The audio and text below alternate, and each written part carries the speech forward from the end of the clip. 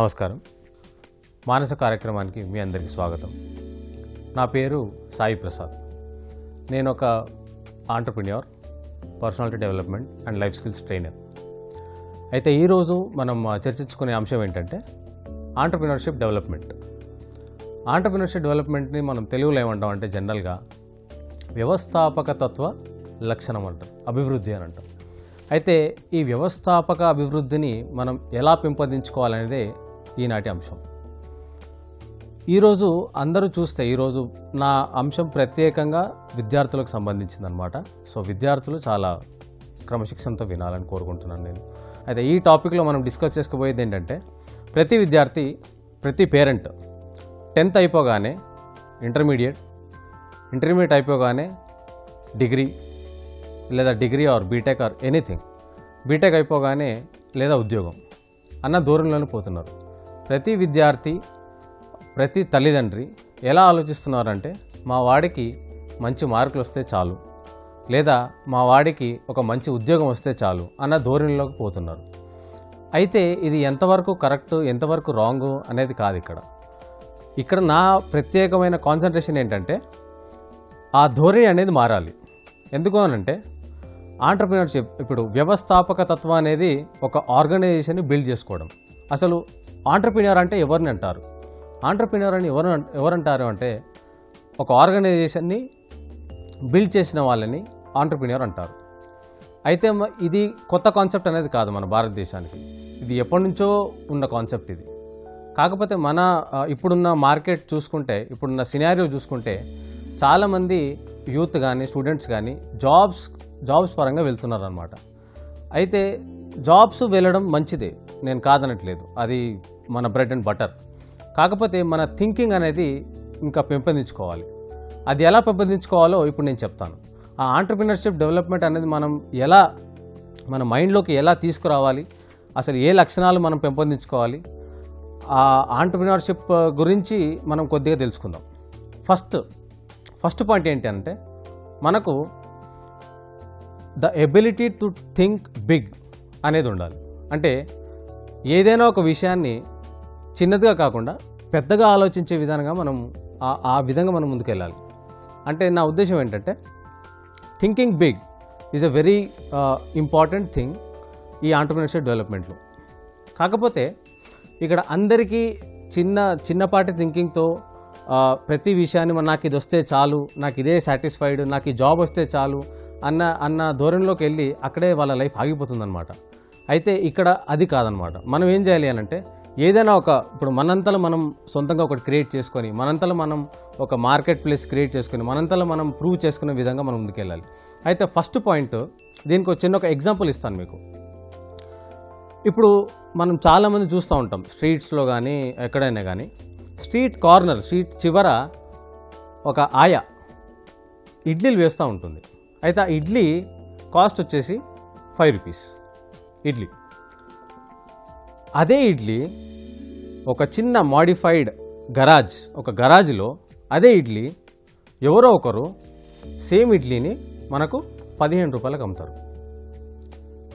ఇంకో కేసులో ఎవరో ఒకరు అదే మాడిఫైడ్ గరాజ్లో ఏసీ పెట్టి కొద్దిగా ఆ ఇడ్లీకి ఒక చిన్న చట్నీ యాడ్ చేసి ప్లస్ సాంబార్ యాడ్ చేసి పెడితే మనకు 20 రూపాయలకు దొరుకుతుంది.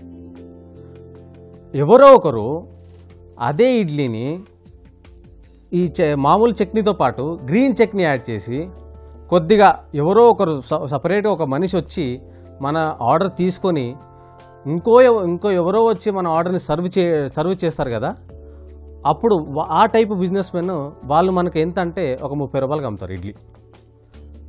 ఎవరో ఒకరు మన దేశంలో ఎవరో ఒకరు సిల్వర్ ప్లేట్లో ఇడ్లీని పెడతారు. సిల్వర్ ప్లేట్లో ఇడ్లీని పెట్టి ఆ ఇడ్లీని రైస్ పుడింగ్ అనే డిఫరెంట్ నేమ్తో పెట్టి షెరటన్ హోటల్లో లేదా 5 స్టార్ హోటల్లో 250 రూపాయలకు అమ్ముతారు. ఇక్కడ మనం అర్థం చేసుకోవాల్సిన విషయం ఏంటంటే అది బేసికలీ అదొక ఇడ్లీని తయారు చేసే విధానం, అది రోడ్ సైడ్ ఆయా కానివ్వండి లేదా షెరటన్ హోటల్లో కానివ్వండి, వేరియేషన్ అనేది 5% కన్నా ఎక్కువ ఉండదు. మరి ఏంటి డిఫరెన్స్? ఇక్కడ ఆయాన్ చూసుకుంటే తన జీవితాంతం ఇడ్లీ అమ్మినా కానీ తన మెడికల్ ఎక్స్పెన్సెస్ కూడా వెళ్ళదన్నమాట తన దగ్గర. కానీ ఇక్కడ ఎవరైతే షెరటన్ హోటల్లో, తాజ్ హోటల్లో ఇడ్లీ అమ్ముతున్నారో వాళ్ళ జీవితకాలంలో 4 బెంజ్ కార్లు కొంటాడు అతను. అయితే ఏంటి డిఫరెన్స్ ఇక్కడ? Same amount, same idli, everything is same. But తేడా ఎక్కడొస్తుందంటే thinking big. Your level of thinking should be increased అనేది మనం చూసుకోవాలి. ఈ ఎగ్జాంపుల్ కనుక మీరు కరెక్ట్గా అర్థం చేసుకోగలిగితే మీరు ఎక్కడ ఉన్నారనేది మీకు అర్థమవుతుంది. అయితే ఫస్ట్ పాయింట్ ఏంటి అని అంటే think big if you want to be an entrepreneur. Next second, ఒక్కసారి మన లెవెల్ ఆఫ్ థింకింగ్ పెరిగిపోయిన తర్వాత మనకు అర్థమవుతుంది. నన్ను చాలామంది స్టూడెంట్స్, నన్ను చాలామంది పీపుల్ అడుగుతూ ఉంటారు, సార్ ఎక్కడ చూడు కాంపిటీషన్ ఉంది, మరి ఎట్లా ఆంటర్ప్రిన్యూర్ కావాలనడం ఎట్లా? అయితే నేను వాళ్ళకి ఒకటే చెప్తాను, ఆపర్చునిటీస్ అనే కాంపిటీషన్ అనేది ఎక్కడికి వెళ్ళినా ఉంటుంది మన కాంపిటీషన్. అయితే మీ అంతలు మీరు ఆపర్చునిటీ క్రియేట్ చేసుకోవాలి అనేది నా పాయింట్. అంటే ఆపర్చునిటీ ఎట్లా క్రియేట్ చేసుకోవాలి? Very simple. మీరు ఒక స్ట్రీట్లో వెళ్తూ ఉంటే ఏదో ఒక చిన్న ప్రాబ్లం అనేది మీకు కనిపిస్తూ ఉంది స్ట్రీట్లో. అయితే మీరేం ఆలోచించాలి? నేను కనుక ఆ ప్రాబ్లమ్ని సాల్వ్ చేయగలిగితే నాకు అదొక ఆపర్చునిటీ అని ఆ ధోరణిలో వెళ్ళాలి మీరు. అంటే there are many problems which are there in the world. ఈ ప్రపంచంలో చాలా ప్రాబ్లమ్స్ ఉన్నాయి. ఆ ఒక్క ప్రాబ్లంలో మీకు ఒక ప్రాబ్లం కనుక సాల్వ్ చేయగలిగితే అదే మీ ఆపర్చునిటీ. సో ఆ ప్రాబ్లమ్ని మనం అనలైజ్ చేసుకొని ఐడెంటిఫైయింగ్ ద ప్రాబ్లం, ఫస్ట్ మీరు ఆ ప్రాబ్లమ్ని ఐడెంటిఫై చేసి మీరు ఒక ప్లాన్ అనేది గీసుకోవాలి. ఆ ప్లాన్ అనేది గీసుకున్న తర్వాత ఎలా ఎగ్జిక్యూట్ చేయాలనేది ఆలోచించుకోవాలి. సో ఆపర్చునిటీ ఎక్కడ ఉంది అని అంటే ఆపర్చునిటీ మీ చేతుల్లోనే ఉంది. సో ఆపర్చునిటీ కోసం వెతుక్కోవడం కాదు, ఆపర్చునిటీ క్రియేట్ చేసుకోవడం అనేది ఆంటర్ప్రినర్షిప్ యొక్క మొదటి లక్షణం. సో ఒక్కసారి మనం ఐడియా అనేది ఫ్రేమ్ అయిన తర్వాత, ఆపర్చునిటీ అనేది ఫ్రేమ్ అయిన తర్వాత దాన్ని మనం ఎలా ముందుకు తీసుకెళ్ళాలి అనేది మన నెక్స్ట్ స్టెప్. సో మనం నెక్స్ట్ ఐడియా అనేది తీసుకున్న తర్వాత మనకి ఒక ప్లాన్ అనేది కావాలి. ఆ ప్లాన్ ఏంటి అని అంటే మూడు భాగాలు ఉంటాయి. 1 action plan, 2 business plan, 3 execution plan. అయితే ఫస్ట్ యాక్షన్ ప్లాన్ ఏంటి అంటే ఇప్పుడు మీరు ఒక ప్రోడక్ట్ కానీ మీరు ఒక సర్వీస్ కానీ తీసుకుంటే అది ప్రజలకు ఏ విధంగా ఉపయోగపడుతుంది అనేది దాని మీద మీరు దృష్టి పెట్టాలన్నమాట. అంటే ఒక ప్రోడక్ట్ మీరు తీసుకొని ఎలా నేను దీన్ని ప్రజలకు ఉపయోగపరచాలి అనేది మీ యాక్షన్. సో దాన్ని ఒక పేపర్ మీద రాసుకొని మీరు ఒక ఫ్రేమ్ చేసుకోవాలి, మీరు ఒక ప్లాన్ అనేది తీసుకోవాలి. అది యాక్షన్ ప్లాన్. యాక్షన్ ప్లాన్ ఎప్పుడైతే అయిందో మీ బిజినెస్ ప్లాన్, అంటే మీరు ఇచ్చే ప్రోడక్ట్ కానీ మీరు ఇచ్చే సర్వీస్ కానీ ఎలా ప్రజలకు ఉపయోగపడుతుంది, దాని నుంచి మీరు ఎలా సంపాదించుకోగలరు అనేది business plan. So business plan అనేది చాలా ఇంపార్టెంట్. అంటే మీరు ఒక ఇచ్చే ప్రోడక్ట్ కానీ సర్వీస్ కానీ ప్రజలకు ఉపయోగపడి దాని ద్వారా మీరు ఎలా గ్రో అవుతున్నారు లైఫ్లో అనేది చాలా important. That is business plan. తర్వాత ఎగ్జిక్యూషన్ ప్లాన్. ఎగ్జిక్యూషన్ ప్లాన్ కావాల్సింది మెయిన్గా మనము ఒక టీం అనేది కావాలి. సో టీం అనేది ఎలా బిల్డ్ చేసుకోవాలి, మీరు ఎలా చేసుకోవాలి అని అంటే టీంలో మనకు మెయిన్గా కావాల్సింది లైక్ మైండెడ్ పీపుల్. అంటే ఇప్పుడు మీకు ఒక ఆంటర్ప్రినర్షిప్, నేను ఒక కంపెనీ స్టార్ట్ చేయాలి అనే మీరు ఒక ఆలోచనతో ఉంటే అదే ఆలోచనతో ఉన్న వ్యక్తితోని మీరు సావాసం అనేది చేయాలి. లేదు నేను ఇతను నా క్లోజ్ ఫ్రెండ్, బట్ అతనికి ఆంటర్ప్రినర్షిప్ మైండ్ సెట్ అనేది లేదు, మీరు అతనితో వర్క్ చేయాలనుకుంటే అఫ్కోర్స్ ఫ్రెండ్షిప్కి మీరు వాల్యూ ఇచ్చి మీరు చేయొచ్చు, బట్ అది సక్సెస్ అవుతుందో లేదో అనేది మనం చెప్పలేమన్నమాట.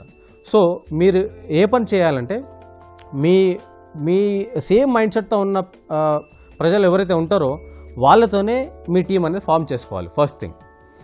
అప్పుడు వాళ్ళకి మీ యాక్షన్ ప్లాన్, మీ బిజినెస్ ప్లాన్, మీ విజన్ అనేది షేర్ చేయాలి. షేర్ చేసిన తర్వాత వాళ్ళ నుంచి సజెషన్ తీసుకున్న తర్వాత మీ ఆర్గనైజేషన్ అనేది మీ ఆర్గనైజేషన్ అనేది స్టార్ట్ అవుతుంది. సో అది ఒక చిన్న ఎగ్జాంపుల్గా మనం తీసుకోవచ్చు, ఎట్లా స్టార్ట్ చేయాలి, ఎట్లా వెళ్ళాలి, ఎట్లా కంపెనీ స్టార్ట్ చేయాలి అనేది. అయితే దీనికి ఏంటి అంటే చాలా గట్స్ కావాలి. ఇది అందరికీ కాదు, అందరూ చేయలేరు, బట్ తలుచుకుంటే ఎవరైనా చేయొచ్చు. సో దీనికి కావాల్సింది ఏంటంటే సపోజ్ ఇప్పుడు మీకు ఒక ఉదాహరణతో మీకు వివరిస్తాను నేను. ఒక 10 లక్షల మంది నది ఒడ్డున 10 లక్షల మంది ఏంటంటే నది ఒడ్డుకి వెళ్ళి రిటర్న్ వచ్చేస్తారు. నది ఒడ్డుకి వెళ్ళి రిటర్న్ వచ్చేస్తారు.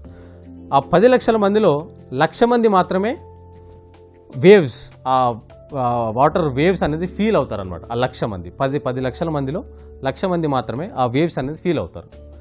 ఆ 1,00,000 మందిలో 10,000 మందే ఇంకా ముందుకెళ్ళి నడుం భాగం వరకు ముందుకెళ్తారనమాట. They need to feel the essence, the wave ఎలా వస్తుంది అనేది. ఆ 10,000 మందిలో 1,000 మంది మాత్రమే వాళ్ళు డీప్గా వెళ్తారు, ఓషన్కి. డీప్గా వెళ్ళి దే విల్ ఫీల్ అసలు ఓషన్ అనేది ఎలా ఉంది. మనం వాళ్ళు exploration, these are called exploratory people. So వీళ్ళు చాలా తక్కువ మంది ఉంటారు. ఈ 1,000 మందిలో 10 మంది మాత్రమే ఇంకా లోపలికి వెళ్ళి ముత్యం అనేది బయటికి తీస్తారనమాట. సో ఇప్పుడు మీరు నిర్ణయించుకోవాలి, నేను 10 లక్షల మందిలో ఉన్నానా, 1,00,000 మందిలో ఉన్నానా, 10,000 మందిలో ఉన్నానా, 1,000 మందిలో ఉన్నానా, లేదా ఆ 10 మందిలో ఉన్నానా అనేది మీరు నిర్ణయించుకోవాలి. ఎప్పుడైతే మీ దశ, మీ దిశ అనేది మీకు ఏదైతే నిర్ణయిస్తుందో మీరు ఆ దశలో ముందుకెళ్లాల్సి ఉంటుంది. అయితే దీనికి ఇంకొకటి ఏం కావాలి అంటే, ఇంకొక క్వాలిటీ ఏం కావాలంటే పర్ఫెక్ట్ విజన్. ఒక 5 ఏళ్లలో లేదా ఒక 10 ఏళ్లలో మీ లైఫ్ మీరు ఎలా చూస్ చేసుకుంటున్నారు అనేది తెలుసుకోవాలి. ఎలా నా లైఫ్ నేను జీవించుకోవాలి. దీనికోసం ఏంటి అని అంటే ఒకటే ఒక టెక్నిక్ నేను చెప్తాను. టు డూ లిస్ట్ అనేది ఒక టెక్నిక్ ఉంటుంది. ఇది తెలియంది కాదు, అందరికీ తెలిసిందే. కాకపోతే ఈ టెక్నిక్ పెద్ద ఆంటర్ప్రినర్స్, ఇప్పుడు ఆంటర్ప్రినర్స్ నేను ఎగ్జాంపుల్గా చెప్పాలి అని అంటే mark Zuckerberg, Richard Branson, Jack మా అండ్ ఇలన్ మస్క్, వీళ్ళందరూ పెద్ద ఆంటర్ప్రినర్స్. నేను చెప్పబోయే టెక్నిక్ వీళ్ళందరూ పాటించే టెక్నిక్. ఇప్పటికి కూడా వాళ్ళు సింపుల్గా ఏం లేదు, ఒక చిన్న బుక్ తీసుకుంటారు, స్క్రిబ్లింగ్ ప్యాడ్. వాళ్ళు డైలీ చేయాల్సిన టార్గెట్స్ అనేది రాసుకుంటారు. డైలీ టార్గెట్స్ ఏదైతే రాసుకున్నారో ఆ టార్గెట్స్ అన్నీ ఆ డేలో కరెక్ట్గా ఎగ్జిక్యూట్ అయ్యే విధంగా వాళ్ళు పనిచేస్తారు. అంటే వాళ్ళ రోజు ప్రొడక్టివ్ డేగా మారిపోతుందన్నమాట. వాళ్ళు ఎటువంటి టైం కానీ ఎటువంటి నెగటివ్ థింగ్స్ కానీ వెళ్ళరనమాట. వాళ్ళకి ఆ టైం కూడా ఉండదు. సో మనం కూడా ఫస్ట్ స్టెప్ చేయాల్సింది ఏంటంటే ఒక స్క్రిబ్లింగ్ ప్యాడ్ తీసుకొని మన పనులు ఏంటి, మన టార్గెట్స్ ఏంటి అనేది రాసుకుంటూ ఉండాలి. ఆంటర్ప్రిన్యూర్స్కి ఇది నెంబర్ 1 ఇంపార్టెంట్ క్వాలిటీ అనమాట. ఎందుకంటే ఒకవేళ మీ లైఫ్ అనేది మీరు డిజైన్ చేసుకోకపోతే వేరే వాళ్ళు వచ్చి మీ లైఫ్ని డిజైన్ చేస్తారు. సో ఆ ఒక్క పాయింట్ మీరు నిర్ణయించుకొని ఈ టెక్నిక్స్ అనేది మీరు ఇంప్లిమెంట్ చేయగలిగితే ఆంటర్ప్రినర్షిప్లో చాలా పెద్దగా చేయొచ్చు అనమాట. పెద్ద విద్యావేత్తలు, పారిశ్రామికవేత్తలు వాళ్ళు ఏం చెప్తారంటే ఒక మనిషి ఆంటర్ప్రినర్ కావాలి అని అంటే వాళ్ళు 4 భాగాలుగా విభజించారనమాట. అయితే ఎవరైనా వ్యక్తి వాళ్ళ చదువు అయిపోగానే ఇమ్మీడియట్గా వాళ్ళు చేసే పని ఏంటంటే జాబ్. అంటే జాబ్ని ఏంటంటే మనం ఎంప్లాయీ కేటగిరీ అని అంటాం. అంటే ఈ స్టాండ్స్ ఫర్ ఎంప్లాయీ. అయితే ఈ ఎంప్లాయీలో ఏంటి అని అంటే మనకి జనరల్గా ప్రతి మనిషి కోరుకునేది ఏంటంటే నాకు చాలా టైం కావాలి, ప్లస్ నాకు చాలా మనీ కావాలి. ఈ 2 అనేటివి ప్రతి మనిషికి చాలా అవసరం. వీటి కోసమే మనిషి ప్రతి పని చేస్తూ ఉంటాడనమాట. నాకు ఏదైనా చేయడానికి టైం ఉండాలి, లేదా నాకు ఏం కొనడానికైనా మనీ ఉండాలి. ఈ రెండింటి కోసం పాకులాడుతూ ఉంటారనమాట.